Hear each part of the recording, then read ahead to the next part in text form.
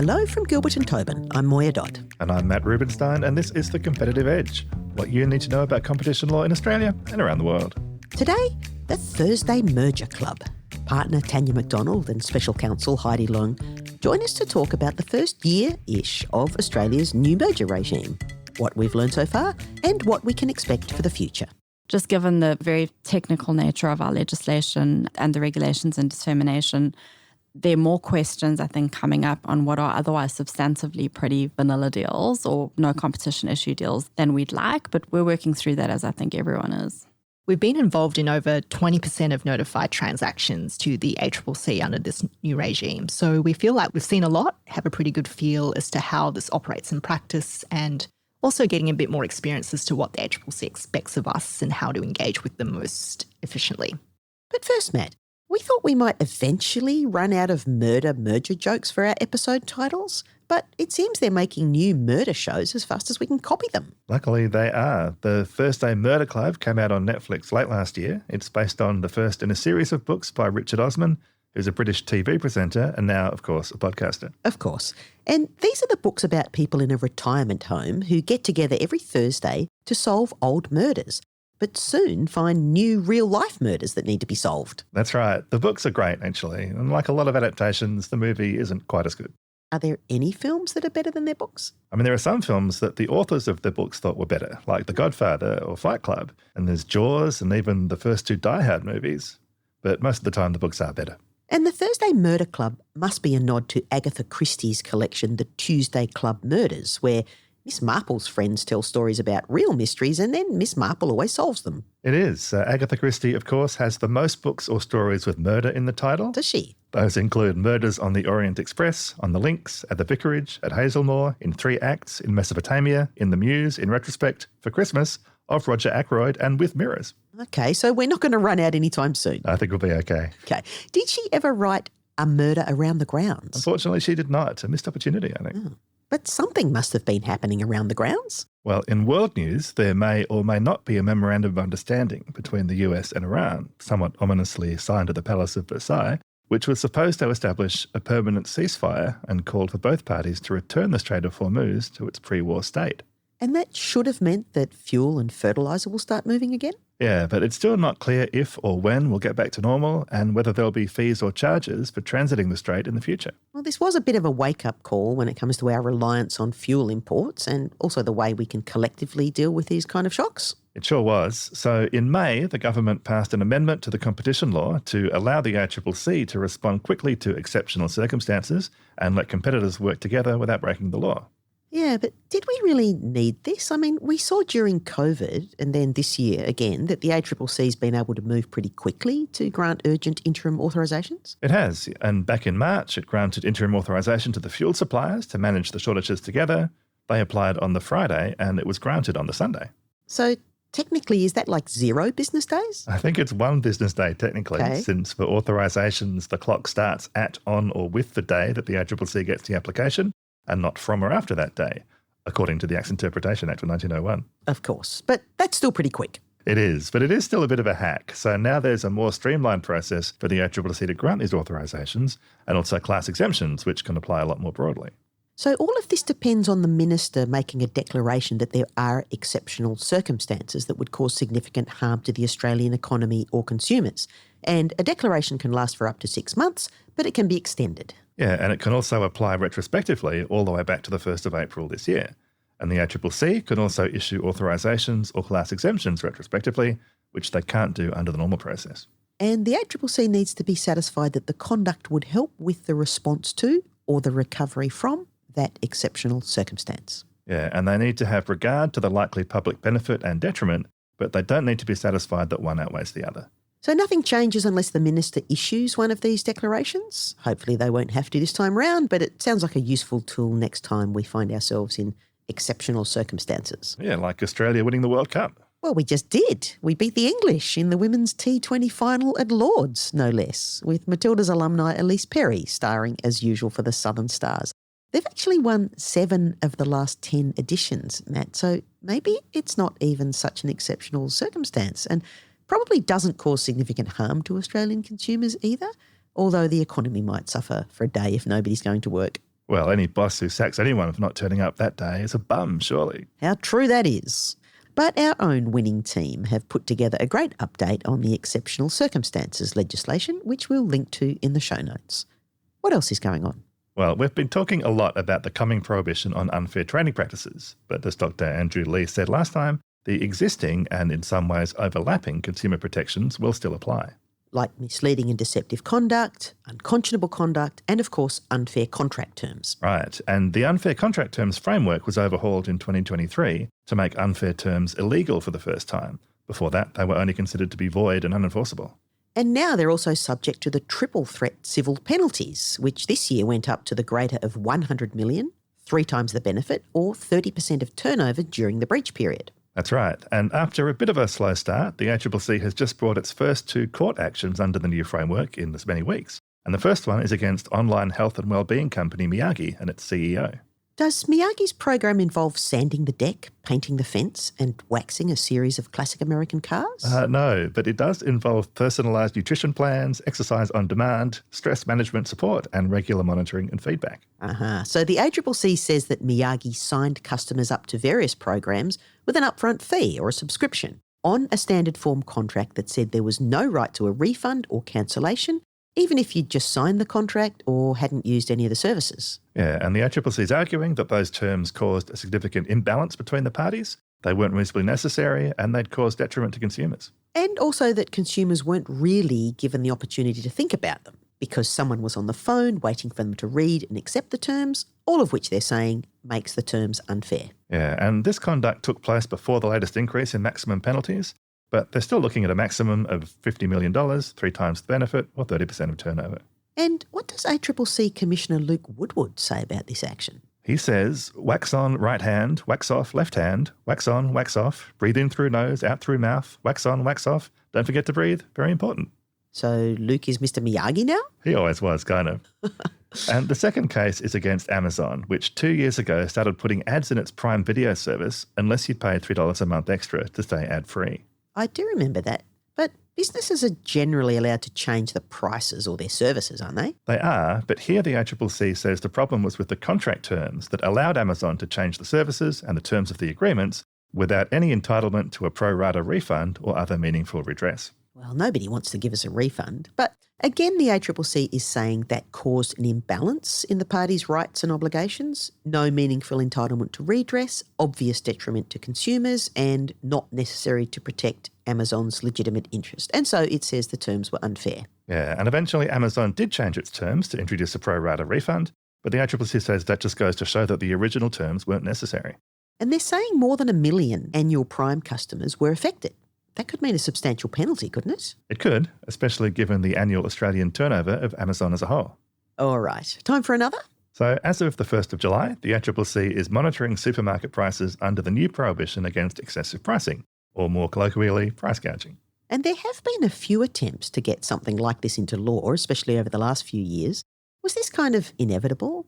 I mean, if Canada's had 46 goal attempts so far, something is going to go in. Yeah, it's something like that. So now we have a change to the Food and Grocery Code, which says that a very large retailer can't engage in excessive pricing, which is pricing that's significantly excessive compared to the cost of supply plus a reasonable margin. And do we know how excessive is significantly excessive and what's a reasonable margin? Well, we know that the court has to consider all the relevant circumstances, so the market and competition settings, the geographic area, the duration of supply, any supplier contributions, and market dynamics like seasonal or other demand trends. And surely a reasonable margin can provide for recouping the cost of capital and future investment to keep supplying in the long term? Well, luckily it does, and that could mean a higher margin for a new kind of product where demand is still uncertain compared to a more established product. And the supermarkets will have to keep their usual pricing information for 3 years to help enforce the prohibition and to provide that information to the ACCC if it asks. They will. And it's not going to be easy to show that a particular price is excessive, especially when supermarket margins are actually pretty low. Yeah, and the ACCC has said that deterrence is a big part of this. That's right. So they're going to choose a range of products that they'll examine closely. They're likely to focus on the products that are most important to consumers, and the supermarkets will make especially sure that they can defend the pricing on those products. And there have been calls to prohibit excessive pricing by fuel suppliers too, haven't there? As well as that bill from the Greens that would have applied economy-wide. Yeah, so if the cost of living does get worse, then we might see the government looking at other targets. Another world first for Australia. Is this something that other jurisdictions might follow? Look, it's possible, but other jurisdictions tend to have excessive pricing prohibitions that apply across the economy or are limited to emergency situations, or exceptional circumstances, if you like. I do like. Anything else before we get to our interview? Well, we're about to hear from Tanya and Haidee about how the new merger regime is going, but the ACCC have just published some updates about some important aspects of the merger process, including how you can know when you can put your merger into effect. Yeah, and this is because after the ACCC has approved your merger, you still have to wait 14 calendar days to see if anyone has applied to the tribunal for review. Yeah, and it's not always that easy to be sure that nobody has applied. You know, the tribunal has registries in all the capital cities, and someone could have lodged their application in any one of them. Yeah, most people would lodge online, I would think, but they can also drop a USB stick off at a registry, so you might not know for a while. No, you might not. And in its new FAQs, the ACCC recognises the problem, and it says consideration is being given to possible options for how this can be achieved. Oh, it's a very passive voice, Matt. Are the FAQs under Chatham House rules now? I guess they must be. But I guess it's not really up to the ACCC here. It's more about the government and also the tribunal. And they're also simplifying the procedure for paying the fees for a waiver or a notification. Yeah, and in either case, the clock doesn't start until you've paid the fee. And right now, you can't pay until you've completed the final form. And that often happens in a rush at the end of the day when it might be too late to then pay the fee, especially if you've got a client with an overseas time zone. So the ACCC now says that soon you'll be able to pay in advance, as soon as you've lodged a request for early discussions or a draft notification. And that'll make things a lot simpler. Yeah, it makes a lot of sense. There's also a new quick guide on confidentiality, so the kind of information you can ask the ACCC not to share or refer to in their decisions and how to mark all of that up. There's a bit more detail as well about how private equity funds need to include their other funds, where there might be actually quite a few of those funds. Yeah, so basically they have to provide information about any of their funds that operate in the same or related markets as the target. That's right. There are also some FAQs about the Section 189 letters that the ACCC provided in the second half of last year when they cleared a merger under the old informal regime, and what happens if you haven't put your acquisition into effect before it goes stale. So that will happen 12 months after your letter, but it can also happen if there's a change of circumstances so that the letter doesn't cover the situation anymore. That's right. Then you'll have to lodge a notification or apply for a waiver, and you can't assume you'll get a waiver just because you got an informal clearance last year. So there are now 75 FAQs across 7 categories and 28 pages. And they're very useful if they answer your specific question or something close. Yeah, and some of those questions are pretty specific. It doesn't look like they have to be asked all that frequently to get an answer. Right, but is this format starting to look a bit unwieldy? Maybe a bit, but we are still in this introductory stage of the new regime, so the ACCC's merger process guidelines and waiver guidelines are still only interim at this point. So they'll combine these FAQs in a more cohesive way in the final guidelines? I'm sure they will. And finally, good news. It's now possible to subscribe for email updates on the acquisitions register, either for a particular matter or a particular industry, using the ANZAC class codes. And if you want to subscribe to an ANZAC code, do you need to accept a small text file stored locally by your browser with the name of that ANZAC code? You mean, do you have to accept an ANZAC cookie? I'd never accept an ANZAC cookie, Matt. It's always an ANZAC biscuit. Well, you are correct, according to the protection of the word Anzac Act of 1920 and its regulations and guidelines. Thank you. You can also have an Anzac slice in Australia, but not in New Zealand. Oh, really? So what's the ANZAC code for Anzac biscuits? I think that would be 1173 biscuit manufacturing factory-based bracket. You think? Or maybe 1174 bakery product manufacturing non-factory based bracket? Oh, well, they're both excellent Anzac codes. They are.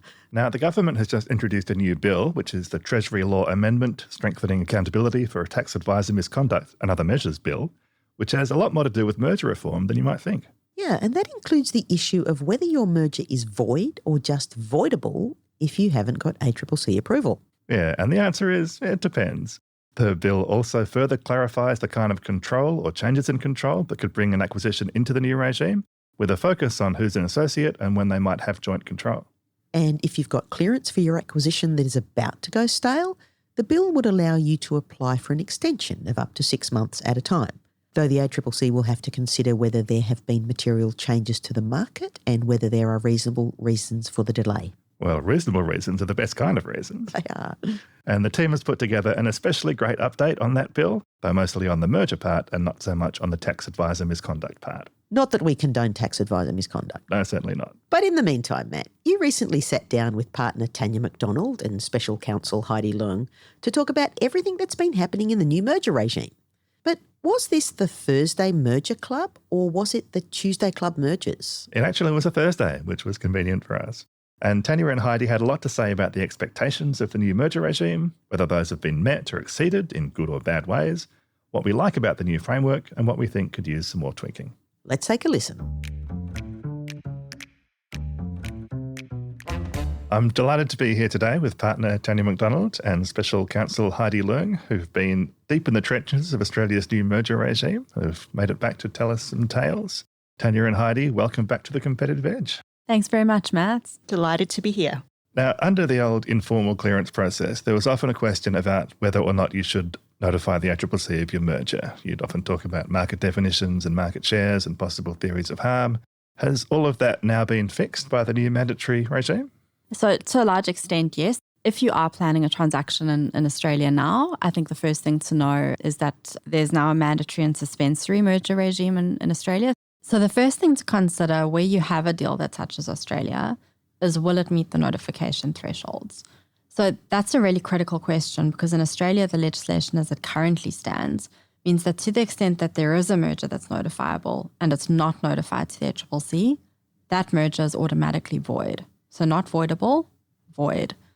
The government has recently introduced a bill before Parliament to change that in some circumstances, and if it's passed, then failing to notify a deal that meets the thresholds won't mean that the deal is automatically rendered void. The ACCC would need to apply to courts and the court would need to order it to be void.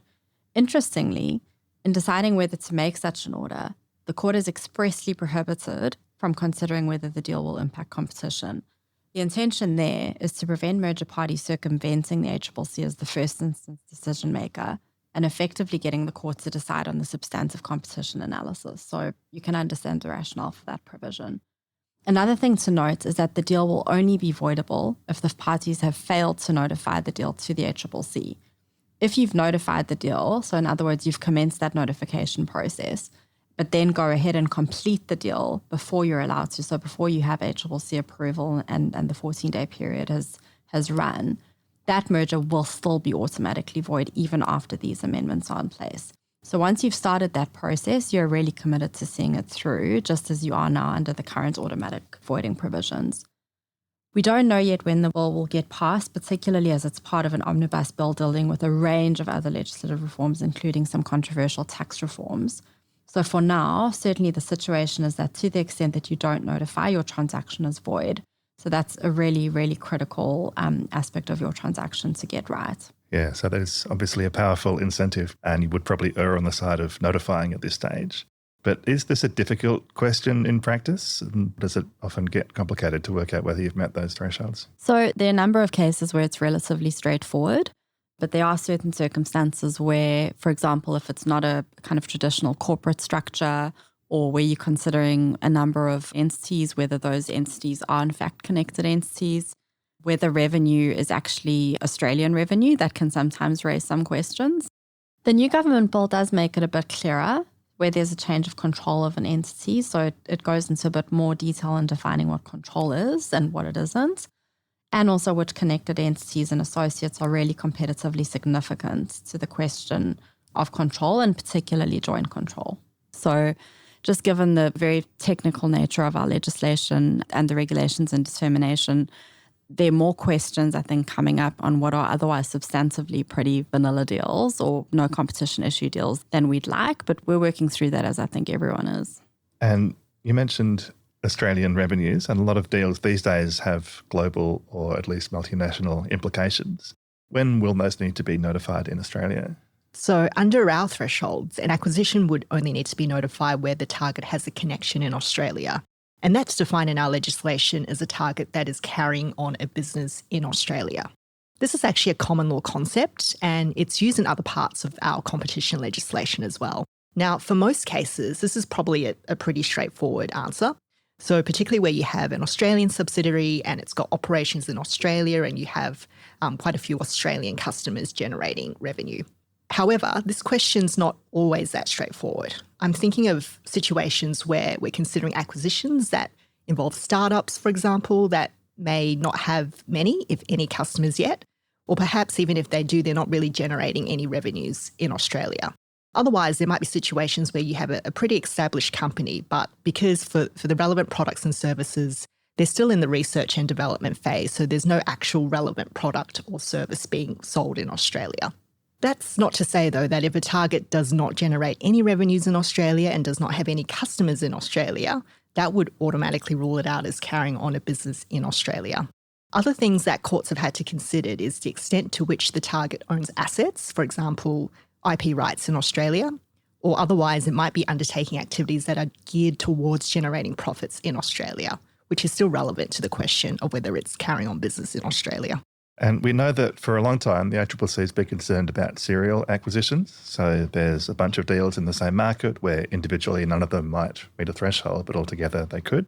How's that been addressed in the new system and how do we think it's working? So as you've alluded to, we've got what's called the serial acquisition threshold in our regime. And this requires us to look at the acquirer's acquisitions in the past 3 years, where the current target and those prior targets are predominantly involved in supplying or acquiring products or services that are the same, substitutable, or otherwise competitive with each other. And the test requires us to disregard any geographic factors or limitations in making this assessment. Now, I have to say, whether products are the same, that's generally a pretty straightforward question. But what might not always be as straightforward is whether the products are substitutable or competitive. Usually these concepts are actually part of the market definition exercise, which forms part of the more substantive ACCC assessment. Now, normally when merger parties are making their case for clearance, it'll generally be quite important for them to make pretty clear all the potential range of competitive constraints so that those can be properly taken into account by the ACCC when they're doing their review. So this generally might mean going forward with a reasonably broad market definition or otherwise identifying other sources of constraint that's not necessarily just competitors that supply products that are same or directly substitutable with the products in question. However, under our new regime, if we identify such a broad range of suppliers that could potentially impose competitive constraints, that actually broadens the range of products or services or suppliers that could be captured under the serial acquisition test. And of course, conversely, where there's a reasonable basis to take a narrow approach to market definition, particularly where the ACCC or other precedent supports this, for example, to support an argument that there are no overlaps between the parties, that will place a more limited scope on what should be aggregated as part of the serial acquisition test. Interesting, I think, that we've sort of moved away from the more subjective analysis of markets and market definitions in the notification thresholds themselves. But now we're sort of moving back towards that in relation to the serial acquisitions test in particular. I completely agree. And I mean, that's generally what you try and tend to avoid by having very clear monetary or asset, revenue or, transaction value-based thresholds, to have that kind of put in there and still relevant to consideration in the final limb. I think you're exactly right. There have been some original and then more recent exceptions to the notification thresholds. What can you say about those and how are they working? So helpfully in this new merger regime, there is an ordinary course of business exception, which basically means that where acquisitions are made in the ordinary course of business, it does not need to be notified regardless of whether it meets the monetary thresholds. Originally, this exception was not available for acquisitions concerning interests in land as well as patents, but thankfully there has been some legislative amendments earlier this year, which has now extended this ordinary course of business exception for land interest acquisitions as well. So we're really hoping this has reduced the number of acquisitions of leases and other kinds of land interests that have needed to go through the ACCC process, many of which are likely to have been benign from a competition perspective. But again, this is not a straightforward concept to apply in practice, as there's no legislative definition on the concept. It's very much grounded in case law. There's a fair bit of guidance actually in the explanatory materials to the legislation though, which is quite helpful. So basically, according to that guidance, the exception would require that the acquisition be part of the undistinguished common flow of business done, It doesn't refer to any particular trade, vocation, or areas of business. It's done by reference to business generally. It also doesn't require the person to have made similar acquisitions in the past. All in all, it will very much depend on the industry and broader economic context in which the business is operating. Now, the guidance materials give some examples on acquisitions that are likely to be within this ordinary course of business exception. So, for example, where you have someone acquiring office space, extending a lease to existing manufacturing equipment, that kind of thing. But, for other types of acquisitions, we'll probably need to take a closer look at the facts of the case. And of course, this is not just for acquiring land interests. It's an exemption that is available for acquisitions more broadly, except for patients. So it sounds like there are still some wrinkles in deciding whether we meet the thresholds or not. And then there's the question of whether you sort of bite the bullet and go for a notification or a waiver. What are the practical considerations there, and what are we seeing kind of out there in the market? We have seen merger parties very much taking advantage of this fast-track process. On the stats that we currently have, of the 407 applications that have been received in the 6 months since the merger regime became mandatory on the 1st of January, well over half of them, so that's 262, were waiver applications. And that's the system working as it should. There are a number of deals where there really just aren't any competition law concerns, so that's pleasing to see. And they also are being processed within that very fast-track time. That's relatively quick and, again, very pleasing to see and what is appropriate for deals of that nature. There is definitely a strategic decision to be made at the start of a matter, whether you think a matter is capable of being cleared at a waiver. So the waiver process has a number of very clear advantages. There's obviously the timing advantage. There's a significantly lower filing fee. There's no need for pre-engagement with the ACCC, so you can file your waiver application directly. The shorter review period, which I mentioned, there's no minimum period. So in a notification, the ACCC, the earliest that they can clear is after 15 business days. That doesn't apply in a waiver context. And then also, very critically, Australia uniquely has that 14-day period where you cannot implement a transaction after you've received the ACCC determination to cater for any potential applications to the tribunal to review the decision. That doesn't apply in the context of a waiver. And also, the parties don't have to have entered into an actual agreement or have a final agreement that they intend to enter into, which is applicable in the context of the notification option. So the one thing, though, that I will mention in terms of how this is playing out practically and which really is critical to informing that strategic decision, the ACCC's guidance to date on this is that they really want to assess waiver applications on the papers. So to the extent that there are any questions beyond very minor clarificatory or process questions, they will reject the waiver and expect you to file a notification. And the strategic decision, I think, where your deal has real timing implications and it's a kind of line ball call about whether a waiver is the appropriate way forward, I think we're erring on the side of rather going for a short form notification, just because the timing lost by filing a waiver, having that rejected, then having to commence pre-notification, go through the entire process, and then having to wait the 14 days obviously has very clear timing implications, particularly for global deals where the deal doesn't necessarily have any competition implications. That 14 days is pretty unique to Australia. And is there a concept of sort of a pre-discussion prior to a notification waiver application with the ACCC, or is it just go through the portal and we'll do it on the papers? The ACCC's position is that, officially there's no need to do pre-waiver application discussions. However, as always, they remain open to having a conversation. So I think while they may be reluctant to give you a view as to whether or not it can be assessed via the waiver process, in our experience, the ACCC is generally quite open to having a conversation where parties genuinely are seeking some further guidance on its process. And certainly a pre-engagement with the ACCC prior to lodging a notification is a very important stage. What can we expect out of that stage? How does that compare to, say, the old pre-assessment discussions we might have had? What are we looking for? The pre-notification discussions have been generally really helpful in terms of focusing on what it is that you haven't necessarily addressed in the draft notification that you've submitted. And the feedback that I've certainly received from the ACCC on the matters that I've lodged via notification has been really targeted and very helpful. We're seeing that pre-notifications are taking sort of on average 3 weeks. It's obviously very dependent on the matter. in some quite complex cases or markets that the ACCC may not be particularly familiar with, it has taken more than 2 months. Having dealt with approval processes with other regulators, that pre-notification period, to the extent that that is very involved or very detailed, you often see that kind of play into and benefit you in the formal notification process. So that formal notification process can often be shorter, given the kind of effort and the input that you've gotten and taken into account during the pre-notification phase. So the ACCC is very much engaged. They're very focused during that part of the process, and on complex deals it can be quite involved. And so it's really important that you take that timing into consideration in your deal planning. So for pre-notification to officially kick off, you do need to have a complete draft filing. The ACCC has said to us that they will not officially commence pre-notification until that's the case. It is possible to start what we're colloquially calling the pre-notification, which is where there are issues that you want to clarify. You want to kind of test the ACCC's view on particular things, and they'll often give you helpful guidance on issues that help you then submit that complete filing, or at least start the process on the more sort of contentious issues where you're still waiting for pieces of information.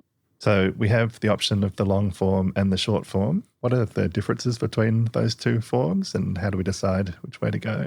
The ACCC has released guidance about when you should use a short form versus a long form filing.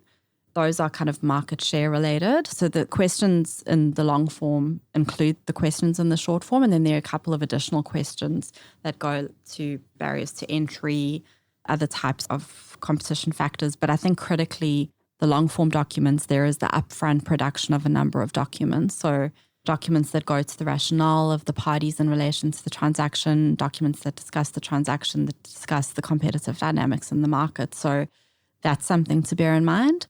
Strategically, there's the decision to be made where if you are on the cusp of whether you're going to go over those thresholds, and it might be a long form filing, I think from a timing perspective, unless there are other kind of clear commercial reasons not to do it, we're sort of erring on the side of long form, because you're then giving all the information to the ACCC up front. You don't have the delays of having to gather that information. The ACCC has it all and they can commence their substantive assessment. But that's really a kind of case-by-case call. On the documents in global transactions, parties will be producing documents to other competition regulators. So in those circumstances, we've found it pretty helpful to at least have the discussion with the ACCC as to whether these documents would be adequate in the first instance, in place of doing another big production of documents, because they largely cover the key competition questions relevant to the assessment. However, it is really important to have that discussion with the ACCC early during pre-notification, noting that the requirements under different competition regimes in terms of what documents are produced are a little different to what's technically required in the ACCC's form. So you've obviously both done quite a few of these notifications now, and the group as a whole has done even more. What are some of the practical tips that you've picked up so far? We've been involved in over 20% of notified transactions to the ACCC under this new regime. So we feel like we've seen a lot, have a pretty good feel as to how this operates in practice, and also getting a bit more experience as to what the ACCC expects of us and how to engage with them most efficiently. In our experience, we think the ACCC has been relatively strict in its approach to the information requirements under this new regime. And, in fairness to the ACCC, what some people may not realise is that the forms are actually set by a legislative instrument. They're not actually set by the ACCC.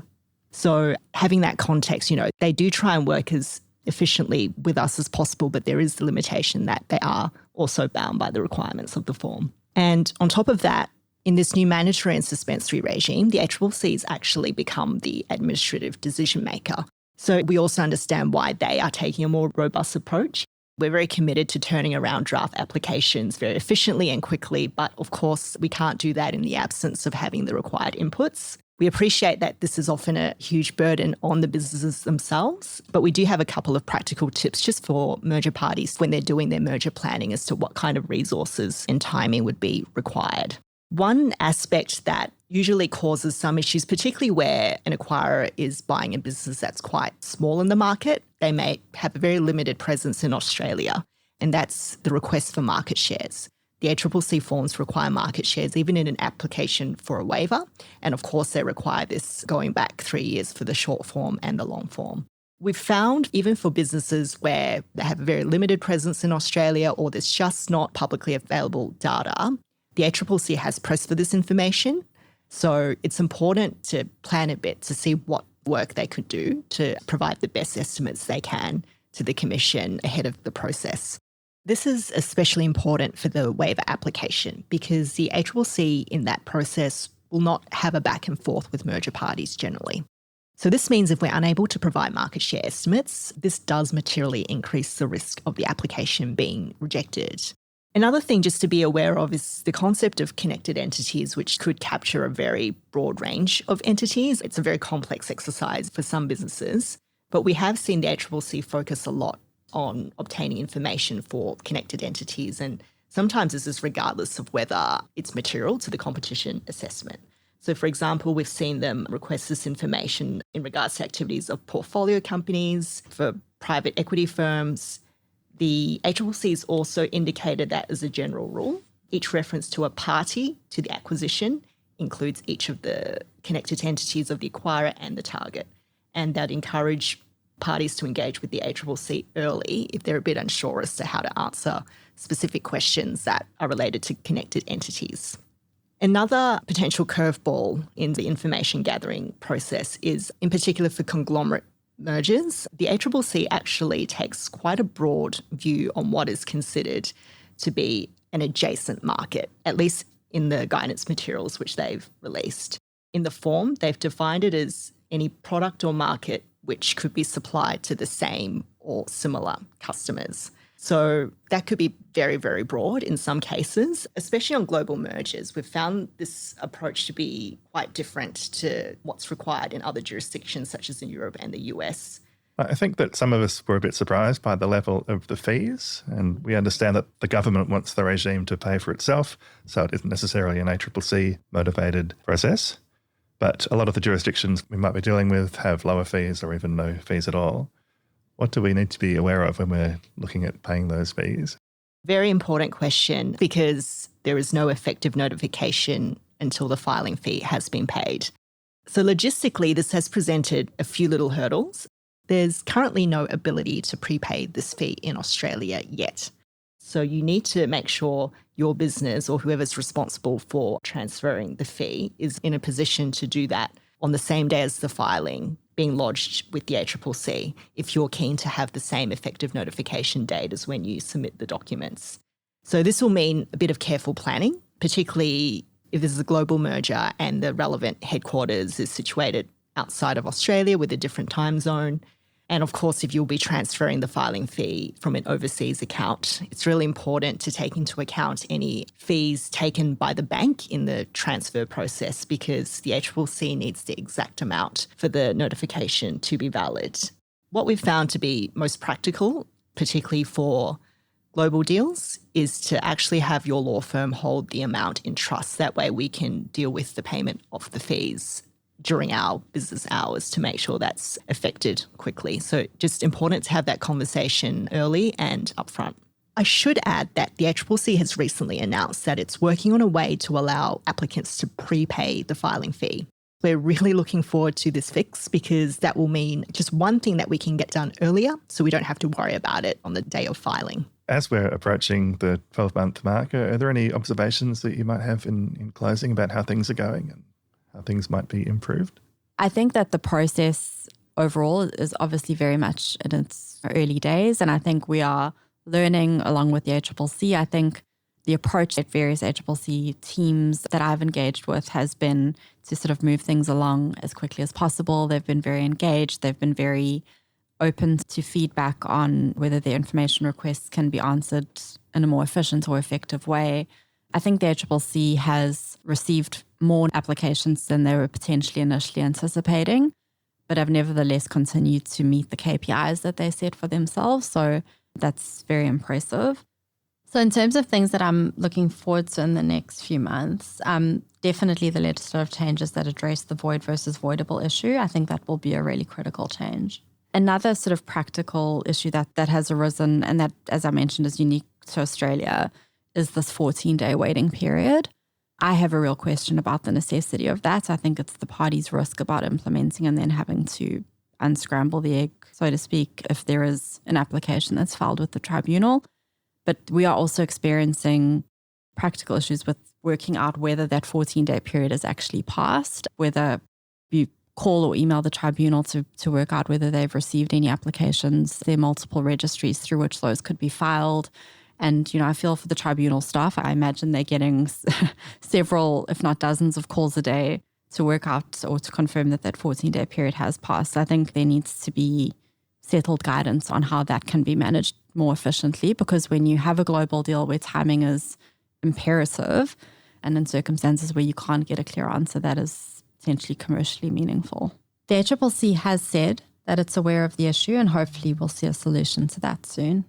In addition to some of the points that Tanya's raised, I'm looking forward to the review of the notification thresholds, which should occur in 12 months now that we'll have, by that point, a year's worth of data. And as Tanya mentioned before, the ACCC is receiving a significantly higher number of applications than they had anticipated. So I think that is a strong basis for revisiting whether those need to be recalibrated to ensure we're efficiently using the ACCC's resources. It is early days. We're all still learning and the landscape continues to evolve by the sound of things. For now, thank you so much, Tanya and Haidee, for those insights. And thanks again for coming back on The Competitive Edge. Thanks for having me, Matt. Thank you. Take care. What a great interview. It does sound like there's general agreement on the need for tweaks to the regime. The new bill's definitely a step in the right direction, isn't it? And there'll be a review of the notification thresholds next year.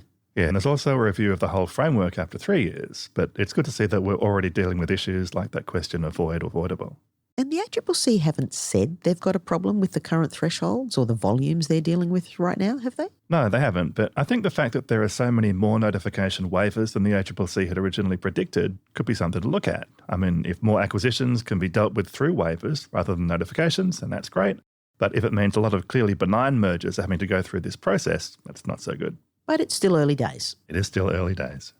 Before we go, with our heads still full of the Men's World Cup, we need to give a shout out to SBS, who've broadcast or streamed all the matches for free with some pretty great analysis from former international players. Yeah, they're also showing the documentary Wogball, Australia's Beautiful Game, which charts the rise of the round ball game and features an important contribution by you, Moya, talking about the first time you saw the Matildas play. Yeah, it was from the bench, waiting to come on. It's available now on SBS On Demand and it's highly recommended. By some people.